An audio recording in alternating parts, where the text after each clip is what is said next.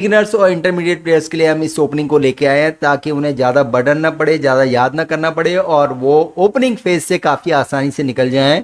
क्योंकि अगर आपकी पोजीशन ओपनिंग में ही ख़राब हो जाती है तो पूरे गेम में आपको स्ट्रगल करना पड़ता है। तो इसके लिए पहला चैप्टर में हम लोग लेके आए हैं जीको पियानो इटालियन गेम और इसके काफ़ी सारी चीज़ों को हम आगे के चैप्टर्स में एक्सप्लेन करेंगे। तो आप लोग हमारे साथ बने रहिएगा। कैसे ये गेम शुरू हुआ देखते हैं।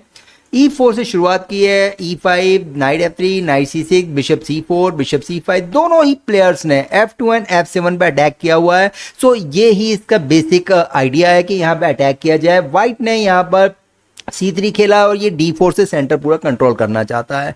ब्लैक यहाँ पर इसे स्टॉप नहीं कर पा रहा है, इसलिए इसने नाइट F6 खेला और E4 पे अटैक किया। पीसेस डेवलपमेंट पे बड़ा ध्यान देना है। अगर आप ओपोनेंट के आइडिया को स्टॉप नहीं कर पा रहे हैं तो अपने डेवलपमेंट पे फोकस कीजिए। व्हाइट ने यहाँ पर D4 खेला है। पहले चैप्टर में हम लोग मेन लाइन ही देखने वाले हैं और एक्सप्लेन होगा 10 to 12 move, even though 15 move तक, तो आप लोगों के लिए आसानी रहेगी खेलने के लिए। तो E into D4, then C into D4, then bishop B4, ये मेन लाइन है तो हम मेन लाइन पर ही फोकस करने वाले हैं। यहाँ पे आपके मन में आ सकता है कि इन्होंने बिशप B6 या बिशप E7 क्यों नहीं खेला। उसका आइडिया ये है कि यहाँ पर जो मेन आइडिया होता है ब्लैक का वो D5 करने का है ताकि वो गेम में इक्वलिटी कर सके।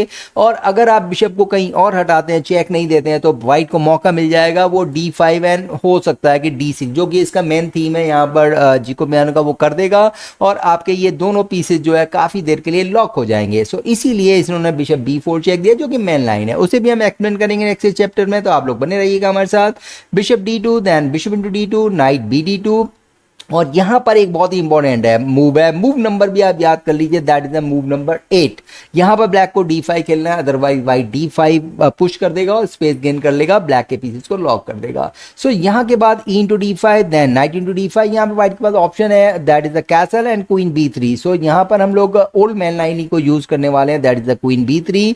यहां पर ब्लैक के पास दो ऑप्शन है, वो चाहे तो नाइट A5 करके ग्रैंड मास्टर ड्रा की तरफ जा सकता है, जो कि बड़ी आसानी से आपने देखेंगे कि काफी सारे ग्रैंड मास्टर इस तरीके से ड्रॉ कर लेते हैं। और चाहे तो अगर वो उसका अपोनेंट वीक है और ब्लैक साइड से स्ट्रॉन्ग प्लेयर खेल रहा है तो वो तो ड्रॉ नहीं चाहेगा, जरूर चाहेगा कि विन मिले, तो उसे नाइट C7 मूव चूज करना पड़ेगा। सो नाइट A5 के बाद किस तरीके से ड्रॉ हो सकता है दैट हम यहाँ देख लेते हैं। नाइट A5, क्योंकि दोनों ही पीसेस पे अटैक है, सो क्वीन A4 चेक देना ही पड़ेगा। इस बिशप को व्हाइट नहीं देना चाहता है, बहुत ही इंपॉर्टेंट बिशप होता है।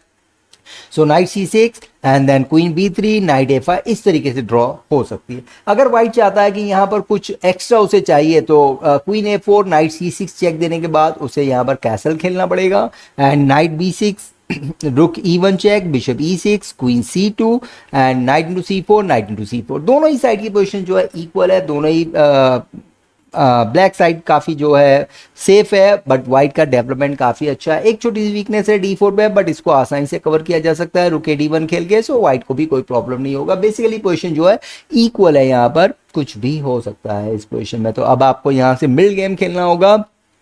दूसरे वेरिएशन की तरफ चलते हैं, जो कि है क्वीन B3 के बाद जो ब्लैक का सेकंड ऑप्शन है, that is the night E7।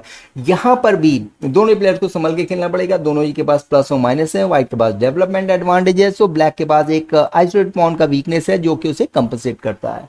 सो यहां पर व्हाइट ने खेला कैसल, देन दोनों ही प्लेयर ने कैसल किया है, ब्लैक ने भी कैसल किया, रुक Fe1, दोनों ही साइड जो है प्रॉपर डेवलप कर रही है। C6, D5 को प्रॉपर्ली प्रोटेक्ट कर लिया है। इसका मतलब जो इस डायगोनल पे प्रेशर पड़ रहा है व्हाइट का, वो नहीं पड़ेगा और अब आप अपनी क्वीन को भी कहीं भी मूव कर सकते हैं।